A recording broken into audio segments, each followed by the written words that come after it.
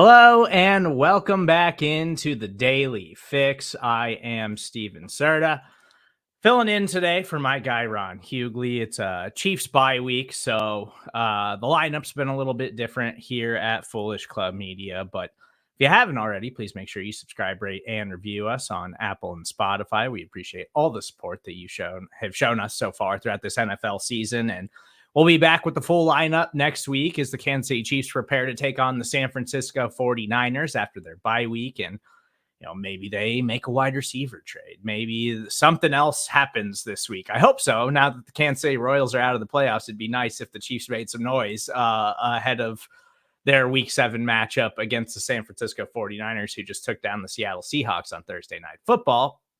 But if you haven't joined us here on the Daily Fix before, I want to remind you guys to please make sure you head over to our YouTube page and subscribe there. Follow everything that we're doing, all the video content that we're putting out here at Foolish Club Media. Ron will be back on Monday. Took a little quick family vacation over the Chiefs bye week. So if you love Ron, he'll be back with the latest episode of the Daily Fix on Monday. But I'm filling in over a Chiefs bye week. So if this is your first time here on the Daily Fix, we got a few quick topics. Not going to keep you too long here. Gonna talk about how much I hate fantasy football and how there's just got to be a better way to live life than playing fantasy football these days. Also, why I think what the Chiefs are doing right now is totally sustainable, and it has a lot to do with that powerhouse defense that continues to produce and look like one of the more dominant units in the NFL. But the way I want to start off today's show is with the biggest threats in the AFC as the Chiefs are on bye. Now, this has been a weird start to the NFL season, and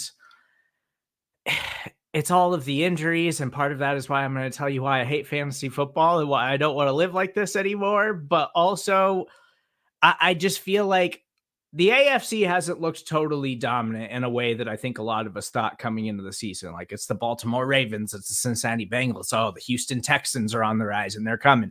Is Josh Allen going to be able to elevate the circumstances that he's in Buffalo now after they went through a mini rebuild this offseason? And through 5 weeks, when I sit around and I look at the AFC standings, I'm still not totally sure if there's anyone in the AFC who's got a legitimate chance of dethroning the Kansas City Chiefs this season. Like, the Chiefs have certainly looked far from perfect, though they're 5-0 to start the season, one of the last remaining undefeated teams in the NFL.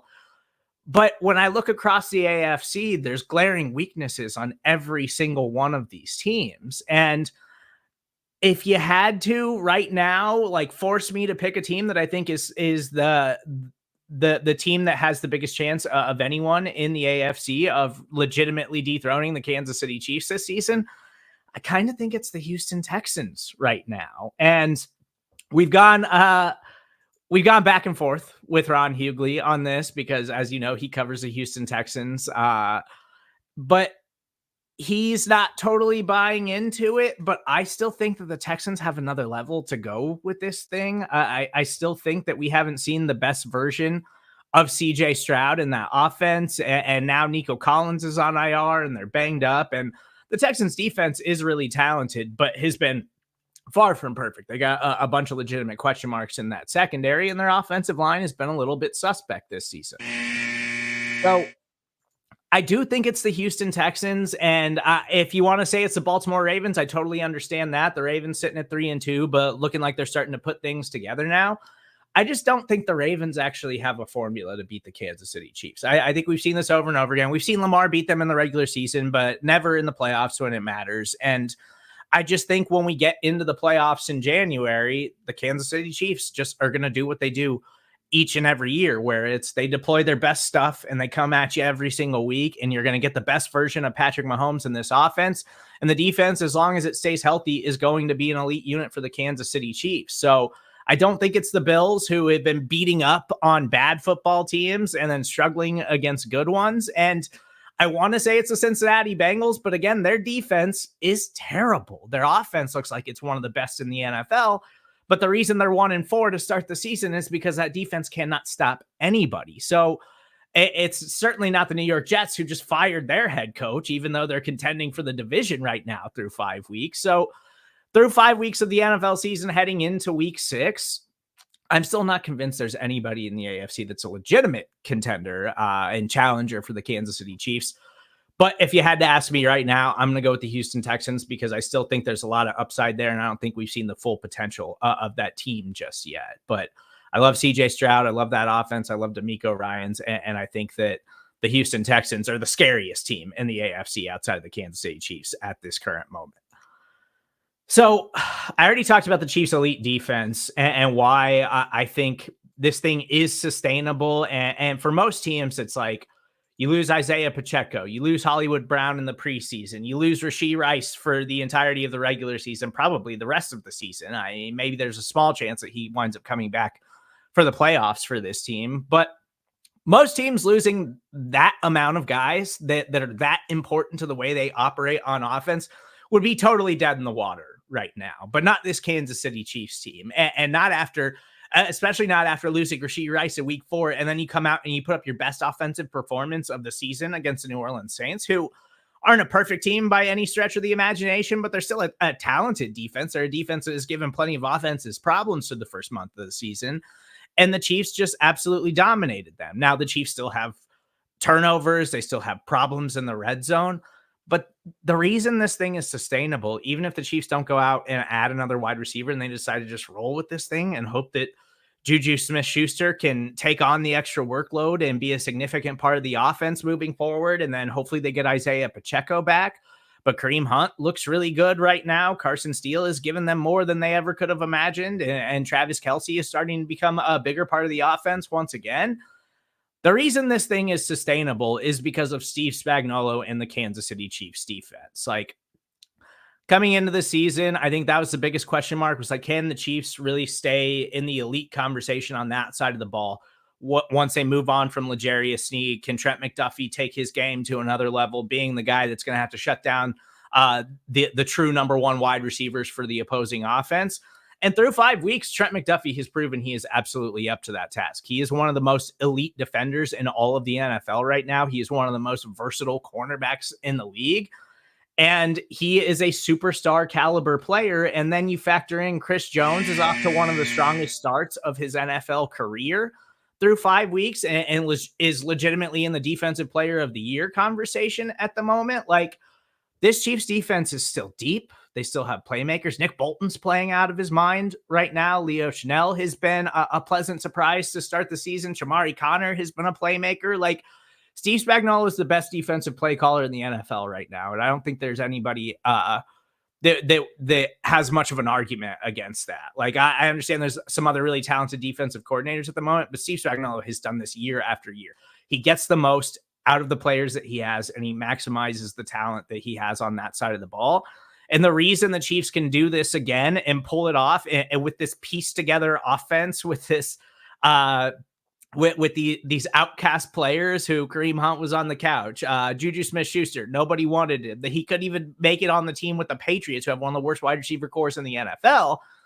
And the Chiefs just drop him right back into the offense, and all of a sudden he's got 130 yards. It looks like, oh man, Juju's a guy you got to go at on your fantasy football team. Like, the reason this is sustainable, and I think in years past it would not have been, is because this Chiefs defense is still so special. It might not be the historic defense that we saw last year. I think that was legitimately the greatest defense in Kansas City Chiefs history.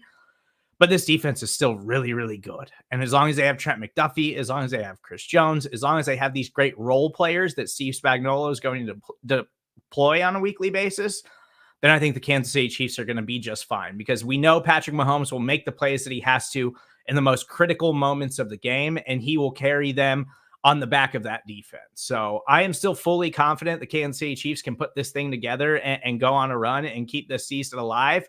Whereas most teams, they would absolutely be dead in the water with all of the injuries that the Chiefs have had stack up on the offensive side of the ball. I mentioned fantasy football, and I'm going to be honest with you guys. I love fantasy football. And at this point in my career, like, I'm not really so much a diehard Chiefs fan to the point where I let it affect my days or something like that. When the Chiefs lose or play bad, like, it's kind of professional now for me, where I try to have a point of view on how they played and try to give you like valid analysis and not just be a homer Kansas City Chiefs fan.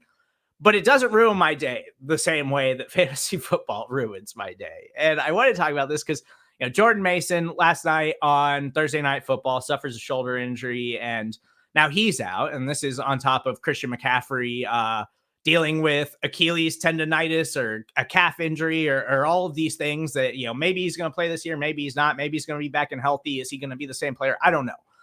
But this has been one of the absolute craziest years that I've ever seen for injuries in fantasy football. Last year, it was the year of the quarterback injury where half the league was playing a different starter than they started the regular season with because quarterbacks were just getting injured left and right. And this year, it's skill position players. Like wide receivers are dropping like flies. Running backs are dropping like flies. Michael Pittman for the Colts just went down. Nico Collins just went on IR. When Nico Collins was on pace to have like one of the most special wide receiver seasons that we've seen in fantasy football history. And it's just so frustrating. There's just got to be a healthier way for us to live life. I'm so over fantasy football at this point. I've got a fantasy team that has been absolutely decimated. I lost Christian McCaffrey. I lost Isaiah Pacheco. I lost Rashee Rice. I lost Puka Nacua. Like, I am just so over it. There's got to be a better way for us to live life, a healthier way for us to live life. And I'm sure I'm not going to totally give up fantasy football, but it's absolutely devastating the way things have unfolded this year. And I don't know if it actually stacks up or how crazy the injuries this year have been compared to other years. I feel like we say this every single year, but I am just so over fantasy football. And I'm sure a lot of you out there totally agree with me and understand where I'm coming from. But that's been today's episode of the Daily Fix. Again, thank you guys for joining us. Make sure you head over to our YouTube page and subscribe, please. We've got tons of stuff coming out over there. And make sure you leave a rating and review on Apple and Spotify. We appreciate you. We're going to enjoy the Chiefs bye week, watch a lot of red zone football this weekend, and then Ron Hughley will be back on Monday with the next edition of the Daily Fix. We'll talk to you then.